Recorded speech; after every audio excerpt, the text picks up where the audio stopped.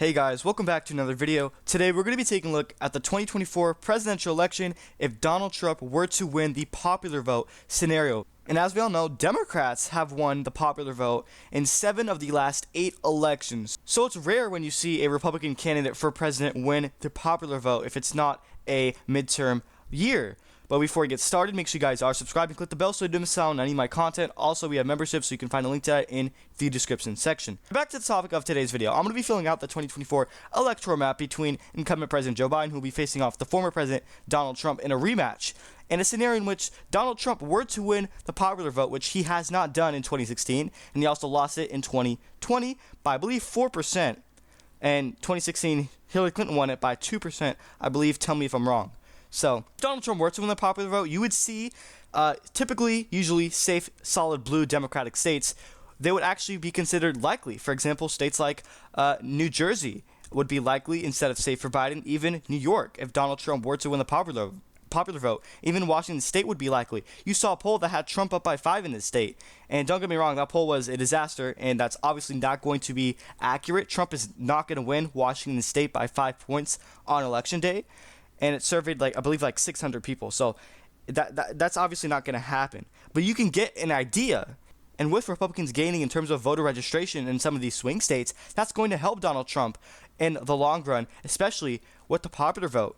And Biden's approval rating is abysmal. It's in the gutter at 35%. Biden is below 40% in terms of approval rating. Typically, when you see a presidential candidate, an incumbent who is below 40% for president, they typically lose re-election, and Biden might go down as another one-term president. His disapproval rating is a staggering 57%, nearly 60%.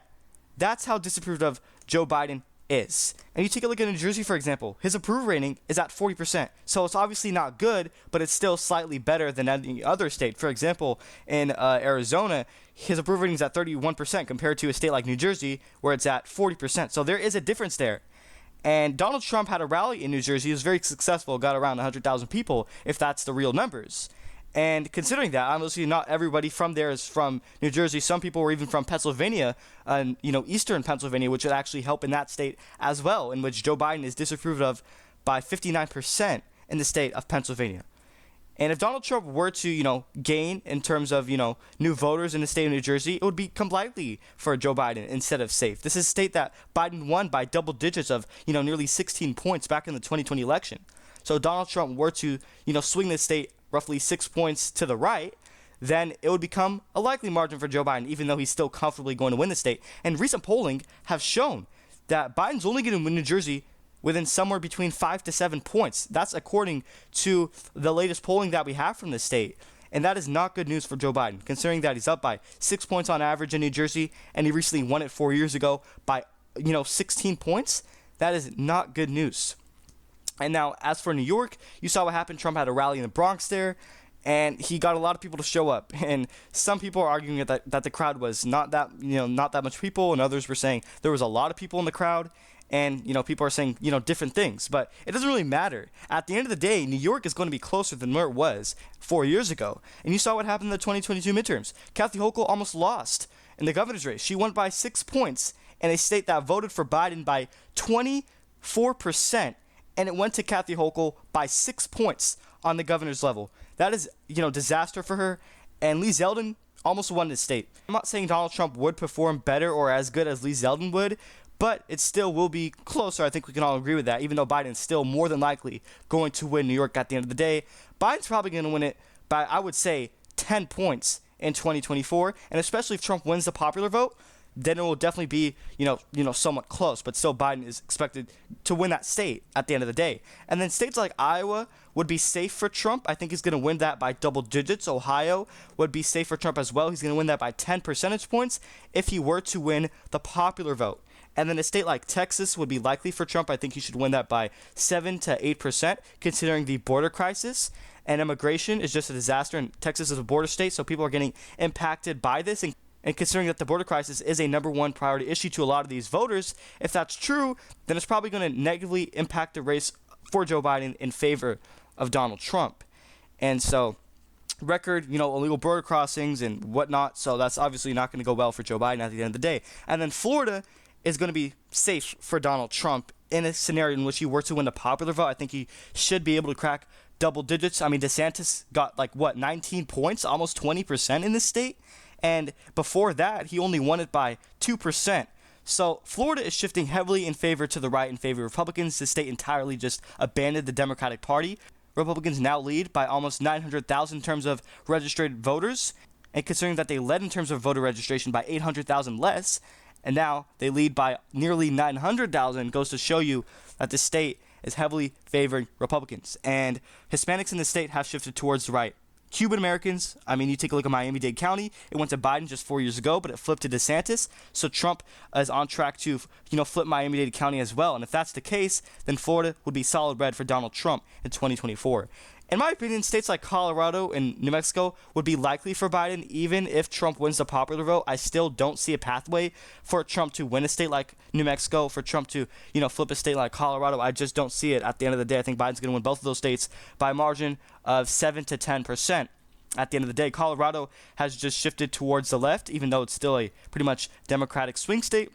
They've gained in terms of registered voters.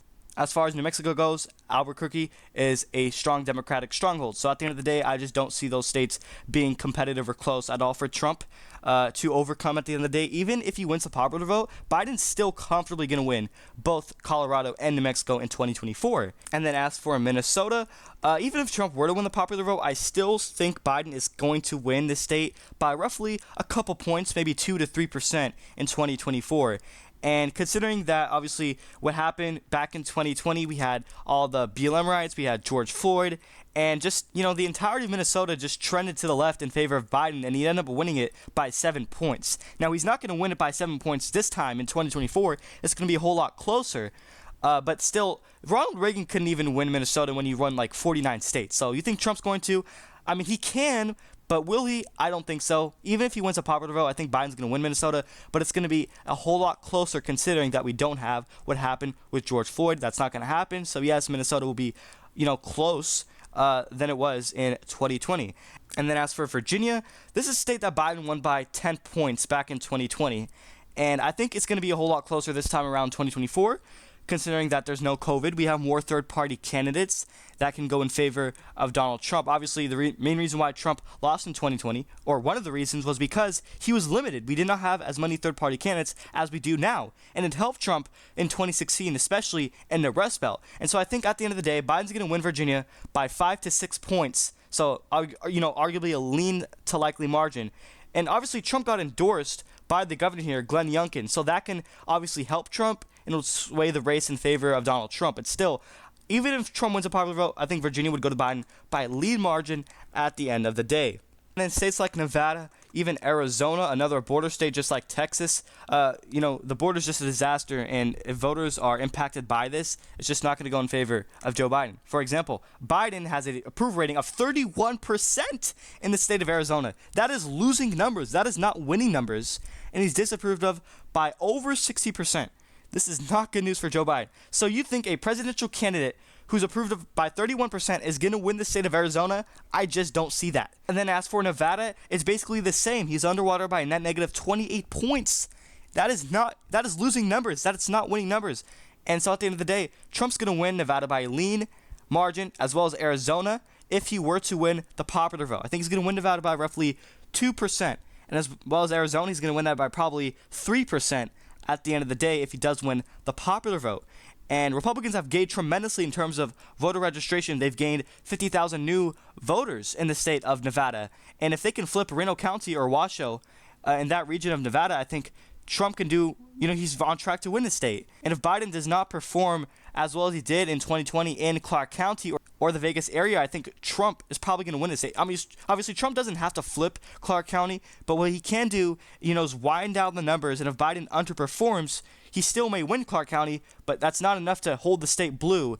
And considering that Joe Biden did not perform better than Hillary Clinton's margin in the state, I mean, obviously, that goes to show you that the state entirely is shifting towards the right. And as for Georgia, Biden's approval rating in the state of Georgia is at 32%. That is losing numbers, and he's disapproved of by nearly 60 points. So he's underwater by net negative 27% in the state of Georgia. That's not going to help him win this state, and considering that it went, it was one of their closer states in 2020, it only went to Biden by roughly 10,000 votes. And the main reason why he won the state back in 2020 was because he got a high turn among African American voters. And considering that Trump is expected to perform way better among minority groups, and Trump is polling by around 20%, so nearly a fourth among black support. And that may seem low, but still that's good for a Republican nowadays. And if Biden only gets roughly 70 to 80% of African American turnout, then that's not good news for him, and that's losing numbers. So Trump is going to win Georgia by a lean margin in 2024 if he were to win the popular vote. And even a state like North Carolina, Biden's approval rating in the state of North Carolina is at 37%. He's below 40%. Like I mentioned earlier, any candidate for president, especially an incumbent, who's polling at below 40% in terms of approval is more than likely going to lose. And he's disapproved of by a staggering 57% in the state of North Carolina. So I think Trump should win that by a lean margin. And Republicans have also gained in terms of new registered voters in this state, so it'll help Donald Trump on the long run. And considering that when Georgia and Arizona both flipped to Biden in 2020, North Carolina did the exact opposite, and it stayed red for Trump. He won that by 1.5% in a less favorable year. So considering 2024 is going to be more favorable for Trump, I think he can expand his lead in North Carolina similar to his 2016 margin. And now, as we move on to the Rust Belt and New Hampshire, before we close out this video, I think Trump should win Wisconsin by a lean margin if he were to win the popular vote in 2024. Keep in mind that Biden's approval rating is at 42% in this state. So that's actually not that bad. That's really not that bad. He's only underwater by a net negative 10%. So maybe things can get really tricky in this state. But in my opinion, it's kind of weird because Biden's approval rating in Michigan is worse than it is in Wisconsin. And I think it should be the opposite. So that's kind of confusing. As well as Pennsylvania. Biden's approval rating in Pennsylvania is worse than it is in Wisconsin. And I don't think that's how it should go, considering that Pennsylvania voted to the left of Wisconsin, but all of a sudden Biden has a worse approval in Pennsylvania than he does in Wisconsin. I mean, that makes absolutely no sense. And Biden's approval rating in Michigan is 35%. Keep in mind that in the Democratic primaries, 100,000 people voted uncommitted. And that's going to help Donald Trump and sway the race in favor of him. So if he were to win the popular vote, he's going to win Michigan by a tilt margin of within 1% in 2024. And if Trump were to win the popular vote, I think that margin would probably be within 1%. Anything under 1%, I think probably like 0.7 to be exact, I think would be on the accurate side if Trump were to win the popular vote. I don't think he's going to win it by over 2%. I think that's just a reach at this point. And if the election was held today, obviously Trump is more than likely going to win. That's exactly what the polls are suggesting. But obviously Biden can gain some ground as we get closer to the election. But is he? Only time will tell. That's the question. And as for Pennsylvania, Biden's home state, he's disapproved of by 59%, and he's only approved of by 34%, which his approval rating in Pennsylvania is lower than it is in Wisconsin, which I find very confusing. So Trump's going to win Pennsylvania by a tilt margin of 1% if he were to win the popular vote in 2024. And then a state like New Hampshire, I think, is going to go to Biden by 1%, so a tilt margin. I just don't see Trump winning New Hampshire. I just don't see it. I mean, he couldn't win it in 2016 when Hillary Clinton was a terrible candidate. I think Biden is slightly better than Hillary Clinton, so I think he's going to win New Hampshire by 1% if Trump were to win the popular vote. And obviously, if this is not the scenario, if Biden wins a popular vote, I think he'll win New Hampshire by even a greater amount, by even more. So at the end of the day, Trump wins the election with 314 electoral votes, greater than his 2016 margin, if he were to win the popular vote by about 1 to 2%. And Biden gets 224 electoral votes, which would send him off to retirement. So let me know your overall thoughts in this video, and let me know what states you agree with, and do you agree with the overall map in the comment section down below. And one last final reminder before I end out the video is to subscribe as we are approaching 3,000, and click the bell so you don't miss out on any of my content. Also, we have memberships, so if you are interested, you can find a link to that in the description section. That's pretty much it. Thank you everyone for watching.